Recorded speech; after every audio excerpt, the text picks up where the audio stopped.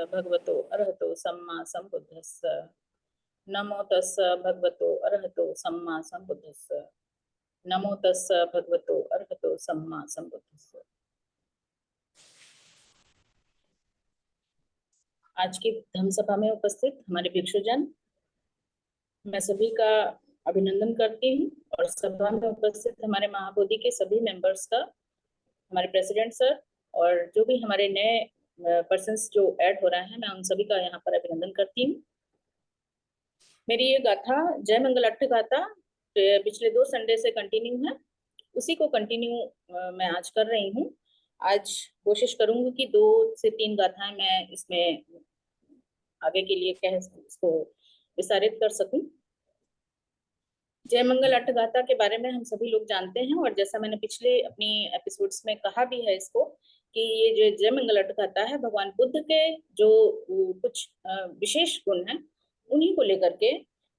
ये बाद में त्रिपिटक का अंश नहीं है, बाद में इनको ऐड किया गया है भगवान के गुणों को विस्तारित करते हुए। किस तरह से उन्होंने अपने गुणों के, अपने पारमिताओं के बल से किस तरीके से उन्होंने दुष्ट से दुष्ट लोगों को के ऊपर विजय प्राप्त की है, उन्हीं को लेकर के ये मंगल गाथा यहाँ पर है। तो आज की 3 कड़ियां मैं पहले ले चुकी हूँ, आज चौथी है, जिसमें कि चौथी गाथा है उक्खित खग्ग मतिहत सुदारुणंतं धावन्ति योजनपथ अंगुलिमालवन्तं इद्दु विसंखत मनो जितवा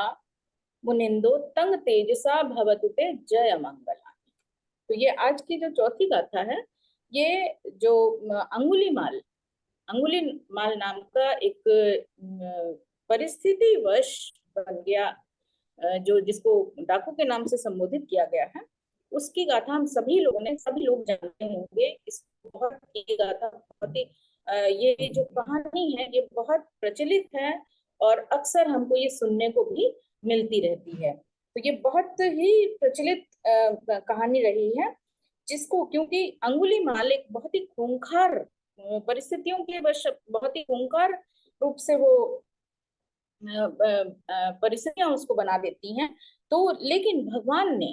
किस तरीके से, जो कि उसका माइंड ऐसे डाइवर्ट हो गया था, वो ऐसा नहीं था लेकिन उसका माइंड डाइवर्ट हो गया था, तो उसकी जो मनोदशा थी, उसकी मनोदशा को देखते हुए भगवान ने किस तरीके से अपने रिद्धि बल से, अपनी साइकिक पावर का प्रयोग करते हुए किस तरीके से उसके ऊपर विजय प्राप्त की, उसको लेकर के आज की ये गाथा है। और ये गाथा जो है, तो जिस प्रकार से भगवान ने अपने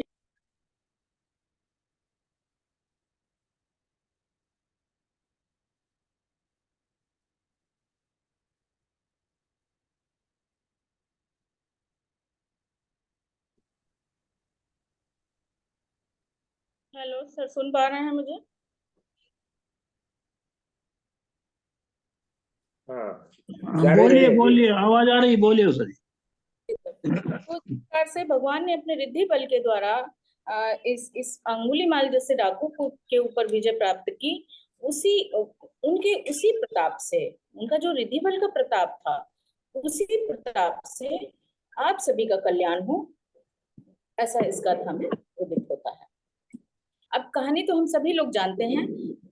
कि अंगुलीमाल किस तरीके से अंगुलीमाल बना, जिसका कि पहले नाम अहिंसक होता है, लेकिन अहिंसक से वो कैसे अंगुलीमाल बनता है, ये कहानी हम सभी लोग जानते हैं। तो जब अंगुलीमाल जब जिस गली से गुजरता था, जहां वो रहता था,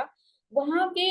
उसके आसपास के गांव खाली हो जाते थे। अंगुलीमाल का इतना ज्यादा खौफ होता था। तो चूंकि उसने एक प्रतिज्ञा कर रखी होती है, उसकी मनोदशा ऐसी हो जाती है कि वो अपनी प्रतिज्ञा को पूर्ण करने के लिए वो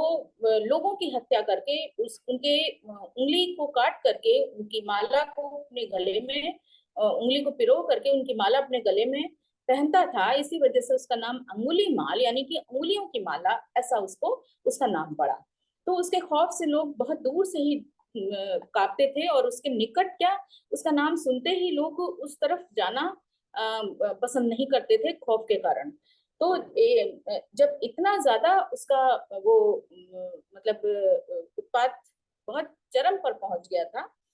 तब भगवान ने जब देखा, अपने ज्ञान चक्षुओं से देखा कि अब अंगुलीमाल का उद्धार करने का समय आ गया है। अब इसका जो पाप कर्म है वो पूर्ण हो गया है और अब इसका इसको मतलब इसको मुक्ति का समय इसका आ गया है। तो फिर भगवान अपना चीवर लेकर के जिस जंगल में वो रह रहा होता है उस दिशा में भगवान अपना चीवर लेकर सॉरी अपना जो भिक्षा पात्र होता है उसको लेकर के वहां पर जाते हैं। तो जब भगवान जा रहे होते हैं तो लोग उनको रोकते हैं कि भगवान उधर अकेले मत जाइए, जहां पर बड़ी से बड़ी सेना लेकर के जाने में लोग डरते हैं, गांव के पूरे कंबाइंड होकर के लोग जाने से डरते हैं, वहां आप अकेले मत जाइए। तो भगवान कहते हैं कि नहीं, अब समय आ गया है, अब मुझे अंगुलीमाल का कल्याण करना है। तो भगवान वहां पर जाते हैं। तो जिस प्रकार से भगवान जब वहां जाते हैं अपने रिद्धि बल से, भगवान जब चलते चले जाते हैं, अंगुलीमाल जब देखता है उनको कि ये एक जो ऋषि मुनि है ये मेरे पास अकेले कैसे आ रहा है, जहां पर लोग इतना ज्यादा से ज्यादा लोग मिलकर के भी मेरा मुकाबला करने की हिम्मत नहीं करते हैं, और ये अकेले कैसे चला आ रहा है। तो ऐसा देख करके उसको पहले तो बहुत ही आश्चर्य होता है और फिर उसके ईगो को भी ठेस लगती है कि, और उस अपमानित सा महसूस करता है। तो फिर वो अपना जो हथियार होता है, अपनी तलवार होती है, उसको लेकर के उनका पीछा करता है भगवान का, और पीछे उनके पीछे पीछे दौड़ते हुए आता है। वो तो दौड़ रहा होता है, भगवान अपनी सिंपल सी चाल से चल रहे होते हैं। तो वो भगवान को कहता है कि रुक जा रुक जा, लेकिन भगवान चलते ही चले जाते हैं और चलते मतलब उसको इतना दौड़ा देते हैं कि वो थक जाता है। तो फिर थक करके वो कहता है कि मैं तो थक गया हूँ, अब तुम कब रुकोगे। तो भगवान कहते हैं कि मैं तो कब का रुका हुआ हूँ, तुम कब रुकोगे। तो जब उसके उस ये यही सेंटेंस जब वर्ड्स वो सुनता है, तो वो एक बार को थोड़ा सा उसके माइंड में क्लिक होता है कि ये क्या कह रहा है। तो भगवान उससे कहते हैं कि जब उसको देख लेते हैं भगवान की अब इसके ऊपर कुछ माइंड के ऊपर कुछ एक हैमरिंग सी हुई है, तब फिर वो अपना काम आगे शुरू करते हैं और फिर कहते हैं कि अंगुलीमाल, मैं तो बहुत पहले का रुका हुआ हूँ, मैंने तो सब कुछ छोड़ दिया है, लेकिन तुम कब छोड़ोगे ये सब कुछ, ये जो तुम कर रहे हो ये तुम कब छोड़ोगे, तुम कब रुकोगे, ये हत्या करने से, इस तरीके के ये कर्म करने से तुम कब रुकोगे। तो फिर उनके बीच में आपस में वार्ता होती है। फिर भगवान उसको जो एक उदाहरण के स्वरूप कहते हैं कि पेड़ से पत्ता तोड़ लाओ और फिर कहते हैं कि इसको वहीं लगा दो। तो वो कहता है ये अब टूट गया है, अब ये कैसे लगेगा। तो फिर भगवान कहते हैं जब तुम एक पेड़ का पत्ता तोड़ के नहीं लगा सकते हो तो ये तुम्हें हक किसने दिया कि तुम किसी लोगों की हत्या करो, और जब तुम जोड़ नहीं सकते हो तो तोड़ने का तुम्हें अधिकार कैसे है। तो इस तरीके की जो वार्ता होती है उससे फिर उसका माइंड जो होता है, उसकी जो क्लाउडनेस होती है, अविद्या के जो बादल होते हैं वो छट जाते हैं। तो भगवान की जो धर्म युक्त गाथा को सुन करके जो चिरकाल तक प्राणियों की हत्या करता हुआ अंगुलीमाल था, वो हथियार फेंक देता है और बुद्ध के पैरों की वंदना करके फिर प्रविज्ञा ग्रहण करने की उनसे रिक्वेस्ट करने लगता है। उसके बाद फिर जब ये घटना घटित हो जाती है, उसके बाद फिर अंगुलीमाल जीवन पहन मतलब उसको प्रवृत्तियां मिल जाती है, और जब नगर में जाता है तो लोग उसको स्वीकार नहीं करते हैं, लोग फिर पत्थरों से उसका स्वागत करते हैं, पत्थर फेंकते हैं उसके ऊपर और उससे वो घायल भी होता है। लेकिन फिर उसका चूंकि जो क्लाउडिंग थी उसके माइंड की वो हट जाती है और वो फिर उसको स्वीकार करता है। जो लोग उसको इस तरीके से पत्थर फेंकते हैं और उसको मतलब अपशब्द भी कहते हैं, उल्टा सीधा भी कहते हैं, लेकिन वो उसको स्वीकार करता है। क्यों स्वीकार करता है? क्योंकि वो समझ चुका होता है कि मैंने जो कर्म किए हैं, मैंने जो पहले कर्म किए हैं, उन्हीं कर्मों का ये प्रतिफल है, ये तो मुझे लेना ही पड़ेगा, ये मुझे झेलना ही पड़ेगा। और इनको जब तक मैं इनको ले नहीं पाऊंगा, तब तक जब तक मैं लूंगा नहीं ये तब तक मुझे मिलते ही रहेंगे। और जब इसका मतलब कि वो इस चीज को समझ रहा था कि ये इनका क्रोध है, ये मैंने जो गलत किया है ये इनका क्रोध है, और ये क्रोध इनके मन से निकल जाना चाहिए, और ये निकलेगा नहीं तो ये उबलता ही रहेगा इसी तरीके से, और मैं जो अपना जो मेरा मैं जो परिवर्तित हो चुका हूँ ये इनके सामने नहीं आ सकेगा। तो उसको वो स्वीकार करता है, लोगों के क्रोध को भी स्वीकार करता है, और फिर धीरे धीरे करके लोग समझ जाते हैं और अंगुलीमाल फिर ध्यान और साधना के बल पे अरहत्व को भी प्राप्त होता है। इसके बाद फिर जब ये घटना घटित हो जाती है तो फिर लोगों के बीच में अंगुलीमाल का एक अरहत के रूप में, जब एक भिक्षु के रूप में उसका इतना प्रताप हो जाता है फिर कि उसके ऊपर एक गाथा भी बनी है, जिसको कि जो कि इस प्रकार से है कि जब वो अंगुलीमाल सुक्त के नाम से सुक्त बना हुआ है कि जब कोई महिला गर्भवती होती है तो प्रसव के समय अंगुलीमाल सुक्त का पाठ करते हैं। ये सुक्त वहां पर उसके ऊपर एक सुक्त भी इस तरीके से बना हुआ है क्योंकि प्रसव के समय पे महिलाओं को जो पीड़ा होती है, जो जीवन मरण की पीड़ा वो होती है, उस पीड़ा को सहन करने के लिए ये सुक्त का पठन वहां पर किया जाता है। तो एक बार प्रवज्ञा धारण कर अंगुलीमाल कहीं जा रहे होते हैं, इस सुक्त के पीछे की ये घटना है, उसको मैं यहाँ पर एक्सप्लेन करना चाहती हूँ कि एक बार जब प्रवज्ञा ग्रहण करके अंगुलीमाल कहीं जा रहे होते हैं तो उस समय चूंकि वो पीरियड ऐसा होता है कि तब तक वो अरहत नहीं हुए होते हैं, तो रास्ते में एक महिला जो होती है वो प्रसव पीड़ा से बहुत पीड़ित होती है और रास्ते में कराह रही होती है। तो उसको देख करके अंगुलीमाल बहुत घबरा जाता है क्योंकि यहाँ पर उस महिला की जान बचाने की बात आ रही होती है और जबकि जो होता है वो इस चीज अनभिज्ञ होता है इस बात से कि उस समय पे क्या करना चाहिए। तो अंगुलीमाल ने तो अब तक सिर्फ जान ही ली होती है, अब तक उसने यही कर्म किया था कि लोगों की जान लेना, अभी तक जान बचाने का तो कोई उसके सामने ऐसा वो आया नहीं होता है, घटना नहीं आई होती है। तो इस समय ये जो घटना उसके सामने घटित होती है कि यहाँ पर उस महिला की जान बचाने की बात है, तो वो बहुत घबराया हुआ होता है और फिर दौड़ करके भगवान बुद्ध के पास जाता है और भगवान बुद्ध से कहता है कि भगवान वहां पर एक महिला जो है बहुत पीड़ित है और आप आइए और उसको पीड़ा से मुक्त कराइए। तो अपनी मंगल मैत्री से उसको शांति प्रदान करिए करिए। तो भगवान कहते हैं अब कि अंगुलीमाल तुम ही जाओ और वहां पर जा करके सत्य क्रिया करो। सत्य क्रिया कैसे? कि तुम जा करके कहो कि जब से मैंने, तो भगवान जब उससे कहते हैं कि सत्य क्रिया करो तो अंगुलीमाल कहता है कि भगवान अब तक तो मैंने सारे अकुशल कर्म ही किए हैं, मैंने तो कोई कुशल कर्म नहीं किया है, मैं किस प्रकार की सत्य क्रिया वहां पर करूंगा। तो भगवान उससे कहते हैं कि जाओ और वहां पर सत्य क्रिया करो। तो और वहां पर कहो कि जब से मैंने कुशल कर्म धारण किए हैं, जब से मैंने प्रवृत्ति धारण की है, जब से मैंने कुशल कर्म करना शुरू किया है, तो इन कुशल कर्मों के प्रताप से इस माता का जो दुख है वो दूर हो जाए। तो अंगुलीमाल फिर भगवान से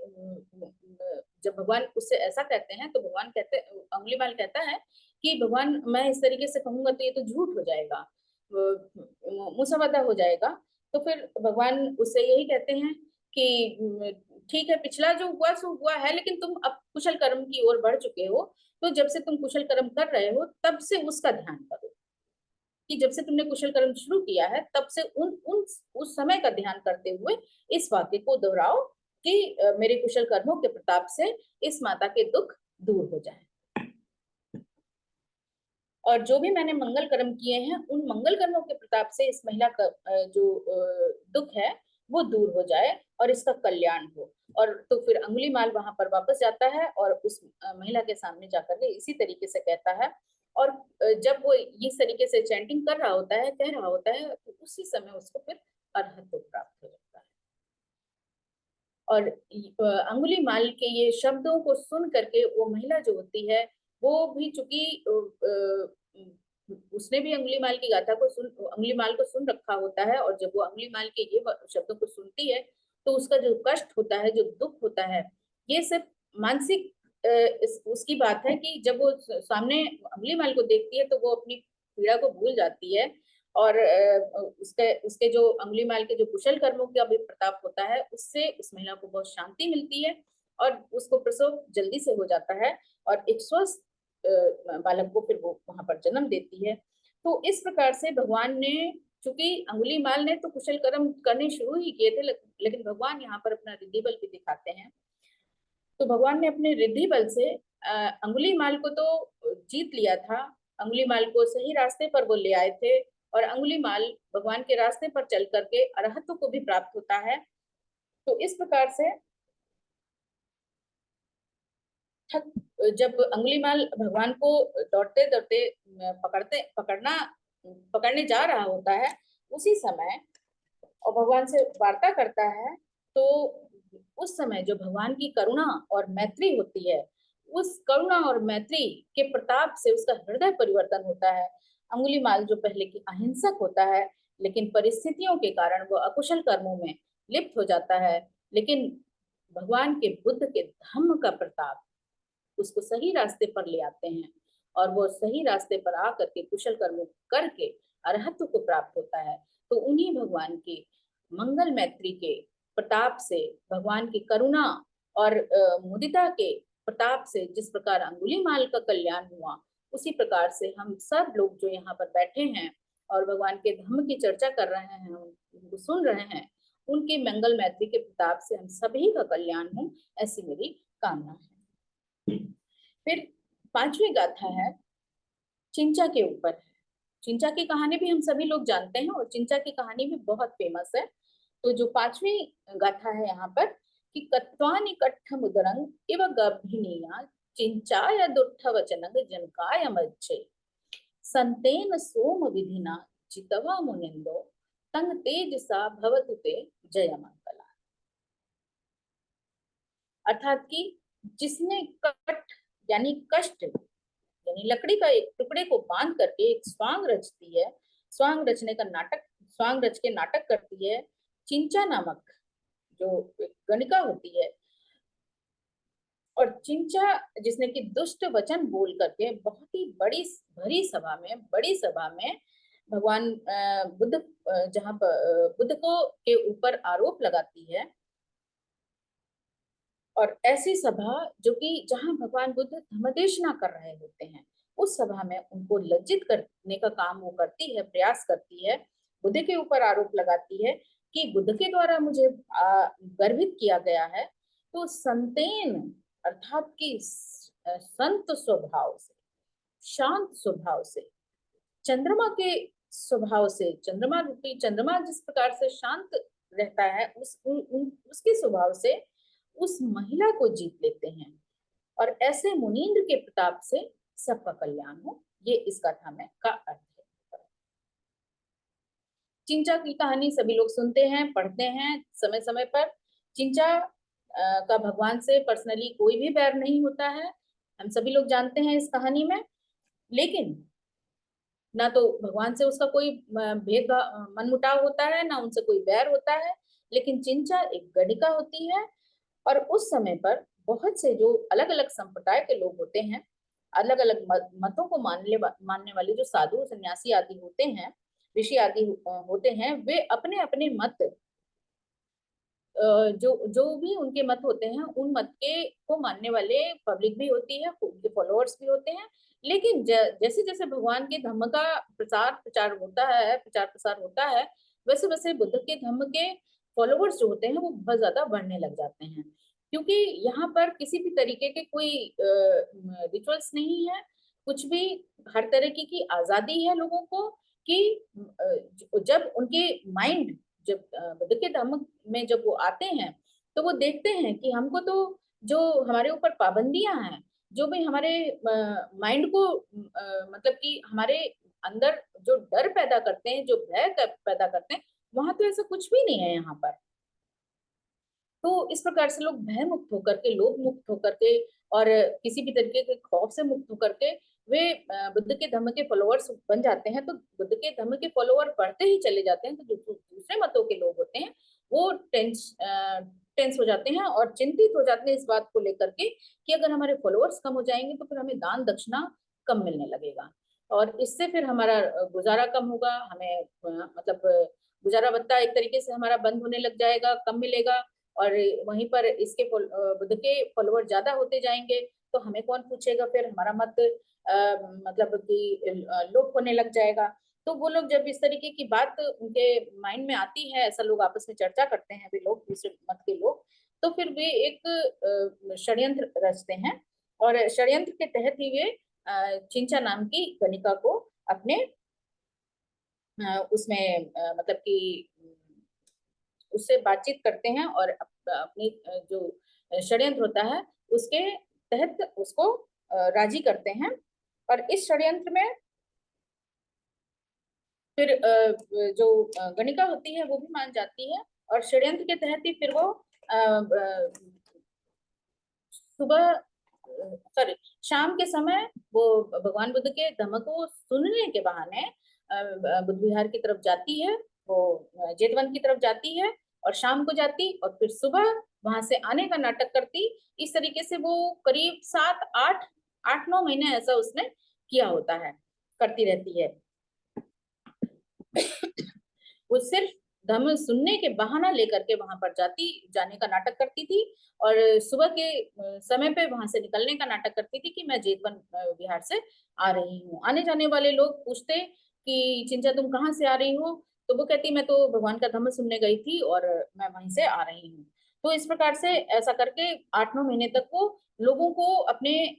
उसमें ले आती है कि मतलब एक विश्वास उनको दिला देती है कि मैं रोज डेली जेतवन जाती हूँ और डेली वहां से वापस आती हूँ। तो बहुत से लोग इस बात को मतलब जिन लोगों ने देखा होता है वो उसके गवाह बन जाते हैं। फिर एक बार जब भगवान जेतवन में सभा को संबोधित कर रहे होते हैं तो फिर वहां पर वो आती है स्वांग रच के, और अपने पेट पे कष्ट यानी लकड़ी का एक टुकड़ा बांध करके वहां पर आती है और बुद्ध के ऊपर आरोप लगाती है। तो फिर वहां पर भगवान के ऊपर आरोप लगाती है कि भगवान से कहती है सभा में कि आपकी वाणी तो बहुत मधुर है, लेकिन आप इस बच्चे का परिहार नहीं कर सकते हैं। आपने मुझे गर्भवती किया है, तो आपकी जिम्मेदारी है कि आप इस बच्चे का पालन पोषण करें, और यदि आप नहीं कर सकते हैं तो आपके इतने सारे शिष्य हैं इस सभा में, आप किसी को भी ये जिम्मेदारी दे दीजिए कि जो किसी को जिम्मेदारी दे दें कि वो आपके इस बच्चे का पालन पोषण करे। तो उसकी बात को सुन करके भगवान उससे कहते हैं कि पुत्री, तो पुत्री सब शब्द सुनते ही जो चिंचा होती है वो बहुत विचलित हो जाती है, क्योंकि वह जिसके ऊपर मिथ्या आरोप लगा रही है उसके मुख से पुत्री शब्द सुन करके वो विचलित हो जाती है। तो भगवान कहते हैं कि पुत्री तुम तो जो आरोप लगा रही हो तो उसकी सत्यता या तो मैं जानता हूँ या तुम जानती हो। वहां पर सभा में तो चूंकि बहुत सभा बहुत ज्यादा लोग वहां पर इकट्ठा होते हैं, और जब भगवान धर्मदेशना कर रहे होते हैं जहां कहीं भी करते हैं तो वहां पर देवता भी उनको सुनने के लिए आते हैं। तो उनकी सभा में शक देवता भी उपस्थित होते हैं। तो हम जानते हैं कि जो सभा में देवता आदि आते हैं तो केवल मनुष्य ही नहीं बल्कि चक्रवाल के अन्य प्राणी देवता आदि भी उनकी सभा को में उनके धम्म उपदेशों को सुनने के लिए आया करते थे। तो शक देवता ने जब ये सुना, और ऐसा सुनते ही वो देवता तो जानते ही थे कि भगवान निर्दोष हैं, तो वो जो शक देवता होता है वो ऐसा कुछ करते हैं कि जिससे कि चिंचा वहां पर पेड़ की डाल को पकड़ने के लिए लपकती है, और उसी से उसके पेट पे जो बंधा हुआ लकड़ी का टुकड़ा होता है वो ढीला हो जाता है और खुल करके गिर जाता है।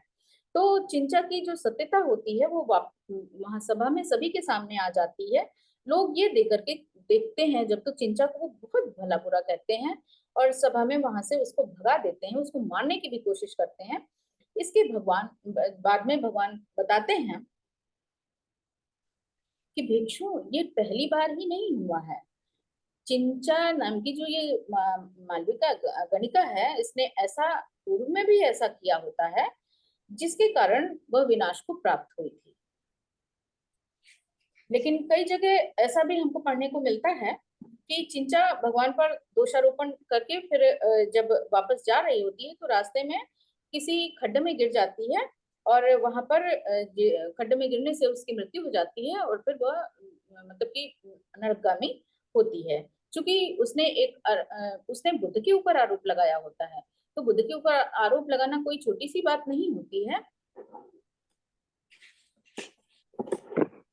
बुद्ध के ऊपर आरोप लगाना छोटी बात नहीं है, इस वजह से वो नरकगामी होती है और कई कई जन्मों कई कई कल्पों तक वो उससे निकल नहीं पाती है। भगवान कहते हैं कि चिंचा ने सत्य रूपी धर्म को त्याग करके झूठ को अपनाया है, इसे किसी लोक का भय नहीं रहा और भय ना होने के कारण लोग बड़े से बड़े पाप कर्म करने से भी नहीं डरते हैं, पीछे नहीं हटते हैं और फिर दुर्गति को भोगते हैं। हम अपने दैनिक जीवन में भी पाते हैं कि हम जो कुछ काम गलत कर रहे होते हैं, पाप कर्म करते हैं, जब उनकी सत्यता उजागर होती है तो सत्यता को उजागर जब होती है तो फिर हम उस अपनी गलती को छुपाने के लिए और भी गलत कर्म करते चले जाते हैं। तो इस तरीके से ये सिलसिला कंटिन्यू होता चला जाता है और हमें पता ही नहीं चल पाता कि हमसे अकुशल कितना कितना ज्यादा फिर अकुशल पे अकुशल ही होता चला जाता है। एक झूठ को छुपाने के लिए हम कितने नए झूठ बोलते चले जाते हैं। तो इस तरीके से भगवान ने इस शांति और जो उनका शांति का गुण है, सौम्यता है, वो हमें उनसे सीखनी चाहिए और अपनी सत्यता को साबित करने के लिए शांति का ही सहारा लेना चाहिए। जिस तरीके से भगवान ने अपने शांति सौम्यता के गुण से चिंचा का मांडविका को जीता, उन्हीं मुनिंद के प्रताप से हम सभी का कल्याण हो, ऐसी मेरी कामना है। आज इन दो कथाओं के साथ 4 बज गए हैं, मैं अपनी वाणी को यहीं पर विराम देती हूँ। मुझे आपने अवसर दिया, इसके लिए मैं